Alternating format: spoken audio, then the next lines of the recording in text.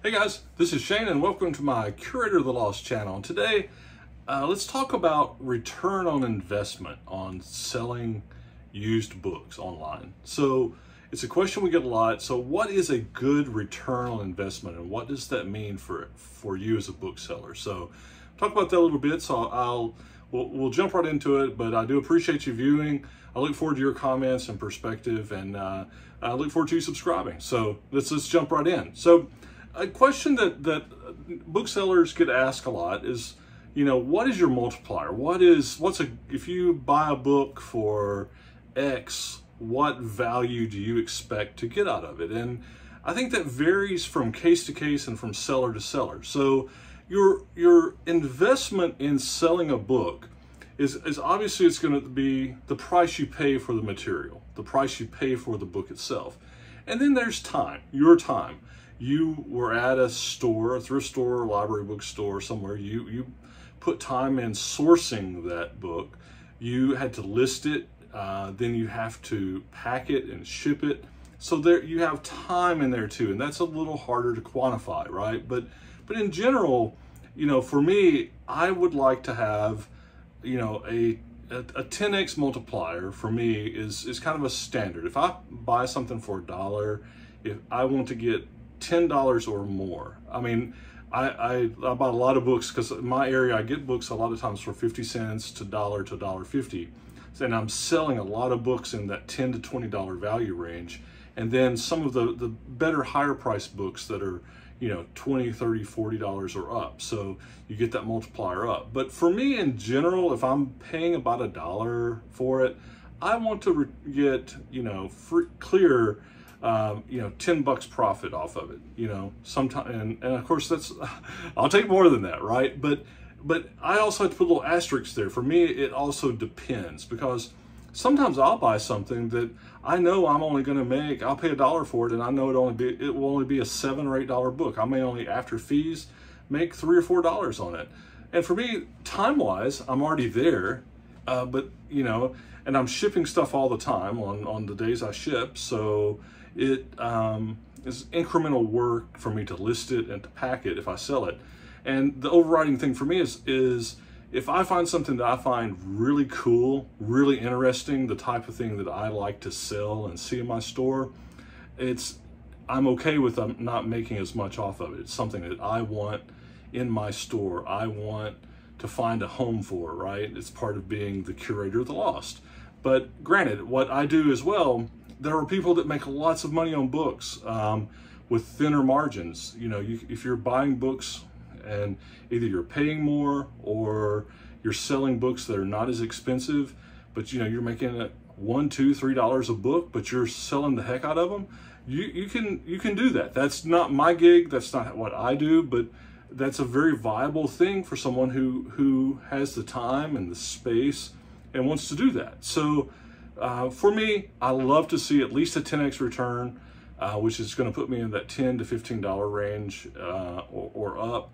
And of course, I love it when I can get a 20x or more. And so here's some examples. So I found this at my library bookstore just a couple of days ago, and it caught my eye because it was just in this weird dust jacket, handwritten, and it says Covered Wagon Women, Volume 5. So this is a hardback book that it's in a series, which you can see, Covered Wagon Women number 5.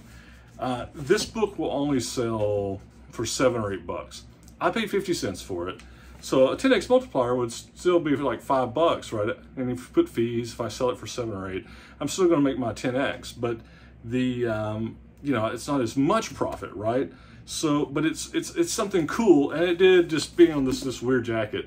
It's something I said, hey, I'm gonna get that, 50 cents. I can sell it for $7 or $8. It's cool. I want it. So that's a good example. Now here's one that one I picked up at a thrift store for $1.50. This is a Moon Shadows, and this is about guys that were chasing around Bigfoot. I think it's in the South Carolina area, around Greenville, but they're chasing Bigfoot. This is a $25 to $30 book. It's a first print. I found that it was pretty cool.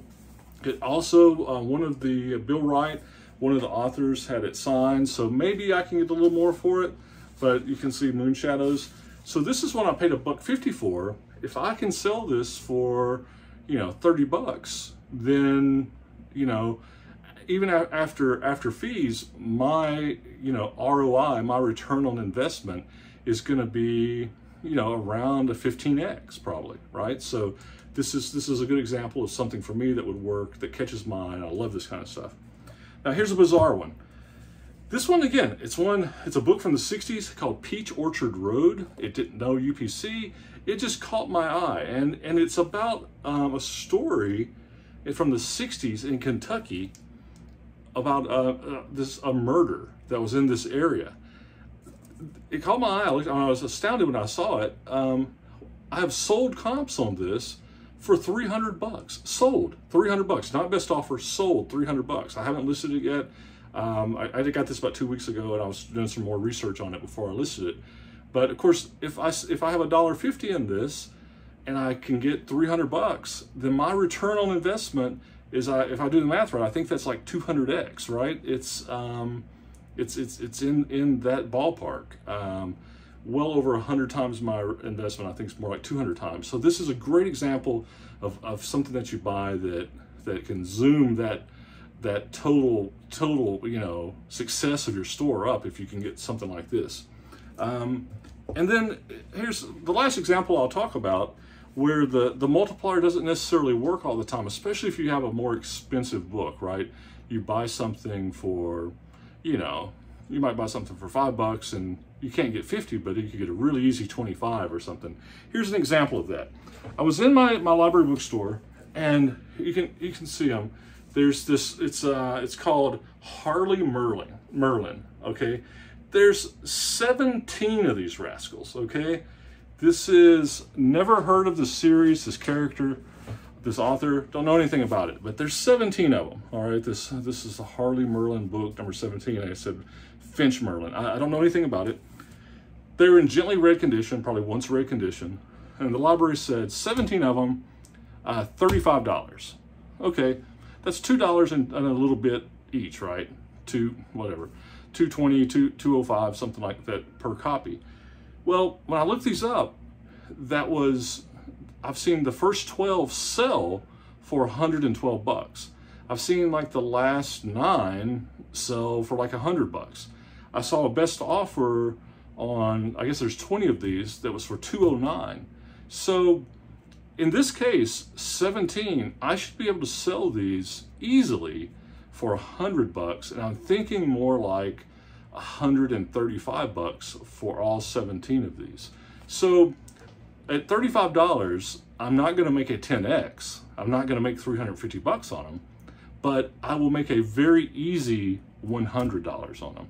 And that goes into the time equation, right, of what I put into it. If I can list these and flip them pretty quick, and I can make 100 bucks on them, and somebody gets a great deal, but I still make some cool profit on it, then that's something that you can do as well. So something to think about. And it's that return on investment. What's your number and how you want to do it? For me, 10 to 15x is always something good. And it starts to be selective for me on the space, on my stuff here behind me. This is stuff I'm selling.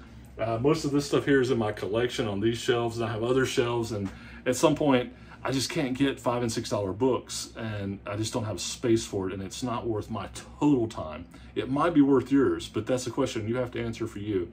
But I always look for, can I sell this 10, 15, 20 bucks? It's worth my time.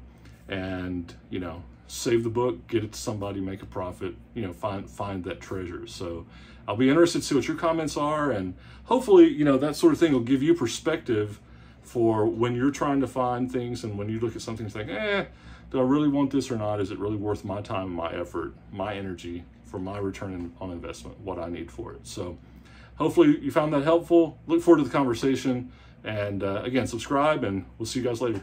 Peace.